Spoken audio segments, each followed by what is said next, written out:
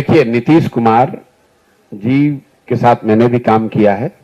नीतीश जी की उम्र हो गई है और अगर नीतीश कुमार के वक्तव्यों को, पब्लिक वक्तव्यों को आप नजदीक से करीब से देखेंगे तो आप पाएंगे कि वो आदमी बोलना शुरू करते हैं, कुछ बोल जाते हैं कुछ और। अब कहीं ना कहीं वो उम्र का असर दिख रहा है। सामाजिक राजनीतिक तौर पर अकेले पड़ गए हैं, घबराहट होती है आदमी को। आप मुख्यमंत्री हैं या प्रधानमंत्री, हमने बहुत लोगों के साथ काम किया है।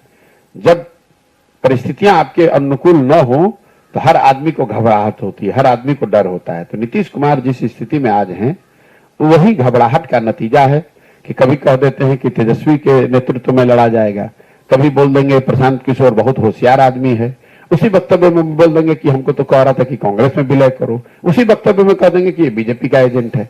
अब वो चारों बातों को आप जोड़िए, मुझे विद्वान भी बता रहे हैं, मुझे बेवकूफ भी बता रहे हैं, मुझे कांग्रेस में विलय करने वाला भी बता रहे हैं, मुझे बीजेपी का एजेंट भी बता रहे हैं। इन चारों चीजों को आप कागज पे लिखिएगा तो आपको पता चलेगा भाई कहना क्या चाहते हो, ये बता दो। अगर मैं विद्वान हूं तो फिर मूर्ख नहीं हो सकता हूं, और अगर मैं मुझे कुछ किसी बात का ज्ञान नहीं है तो हमको आप अपना एडवाइजर बना के अपने घर में 2 बरस रखे क्यों थे मूर्ख आदमी को। अगर आपको हम कह रहे हैं कि आप कांग्रेस में अपना दल विलय कर दीजिए तो उससे तो कांग्रेस को फायदा होगा, तो फिर आप मैं बीजेपी का एजेंट कैसे हो गया। ये सिर्फ हमारी बात नहीं है, नीतीश कुमार के किसी भी वक्तव्य को आप देखेंगे, मंच पर खड़े होकर अपने अफसरों की खिल्ली उड़ाना,